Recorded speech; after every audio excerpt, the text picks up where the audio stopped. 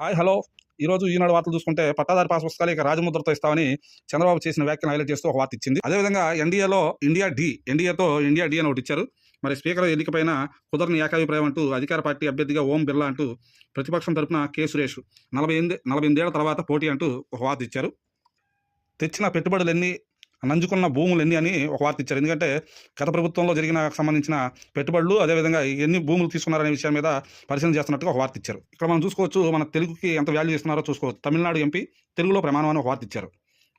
ఇక్కడ చూసుకోవచ్చు, క్రికెట్ గురించి ఆఫ్ఘాన్ అద్భుతం, బంగ్లాదేశ్పై సంచలన విజయం, మరి T20 ప్రపంచ కప్ సెమీస్లో ప్రవేశం అంటూ ఒక వార్త ఇచ్చారు. ఇక్కడ చూడండి, జగన్ సీఎం, మొన్నటి వరకు సీఎంగా ఉన్న జగన్ మమ్మల్ని ప్రధాన ప్రతిపక్షంగా గుర్తించండి, ఆ హోదా ఇవ్వకుంటే 10% సీట్లు ఉండాలని చట్టంలో లేదు, పార్లమెంట్లో ఉమ్మడి రాష్ట్రంలో దీన్ని పాటించలేదు, మంత్రుల తర్వాత నాతో ప్రమాణం చేయించడం సంప్రదాయాలకు విరుద్ధం, స్పీకర్ అయ్యన్న పాత్రుడు వైకాపా అధ్యక్షుడు జగన్ లేఖ అంటూ ఒక వార్త ఇచ్చారు.